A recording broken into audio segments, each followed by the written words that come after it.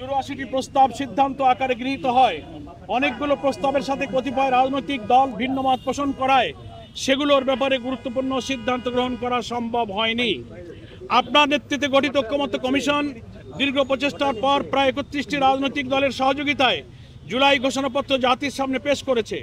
জুলাই জাতীয় সনদে 2-1টি দল বাদে রাজনৈতিক দলসমূহ স্বাক্ষর করেছে।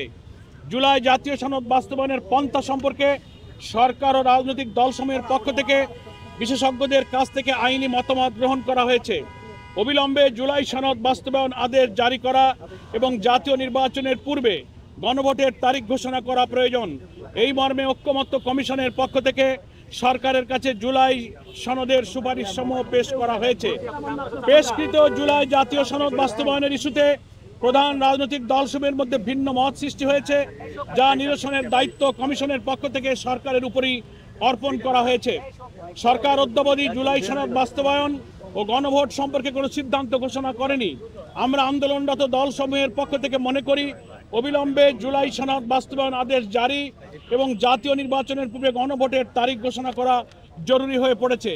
ইতিপূর্বে আমরা আগামী ফেব্রুয়ারিতে একটি অবাধ, সুষ্ঠু, গ্রহণযোগ্য নির্বাচন অনুষ্ঠানের লক্ষ্যে 5 দফা গণদাবিতে নিয়মতান্ত্রিকভাবে আন্দোলনের কর্মসূচি পালন করেছি। দেশের জনগণ এ দাবির প্রতি ব্যাপক সমর্থন দিয়ে রাজপথের আন্দোলনে সামিল হয়েছে। রাজনৈতিক এই সংকট নিরসনে সরকারের সকল উদ্যোগকে সফল করার জন্য আমরা প্রস্তুত আছি। এমত অবস্থায় জুলাই সনদের আইনি ভিত্তি প্রদানের লক্ষ্যে জুলাই সনদ বাস্তবায়ন আদেশ জারি করে আগামী ফেব্রুয়ারিতে জাতীয় নির্বাচনের পূর্বে গণভোটের তারিখ ঘোষণা করার জন্য আমরা আপনার প্রতি আহ্বান জানাচ্ছি। আল্লাহ তাআলা আপনাকে সুস্বাস্থ্য, দীর্ঘায়ু ও দৃঢ় নেতৃত্ব দানের ক্ষমতা প্রদান করুন, এই দোয়া করি। 8 জন দলের প্রধানের স্বাক্ষর এই স্মারকলিপিতে আছে। এটাই আমরা আজকে প্রধান উপদেষ্টার কাছে পেশ করব। ধন্যবাদ। আচ্ছা, পরের বার একটা জিনিস ছিল, রাজনৈতিক দলগুলোর উপর সরকার যে দায়িত্ব দিয়েছিল 1 সপ্তাহ সময়, আপনারা কি সেই আলোচনার ব্যাপারে কি কোনো অগ্রগতি আছে? সেটা তো জানতে পারবেন। উভয় পক্ষের রেসপন্স আসলে, বসার পরিবেশ হলে আমরা তো প্রস্তুত আছি। এটা আমরা মিডিয়াতেও বলেছি।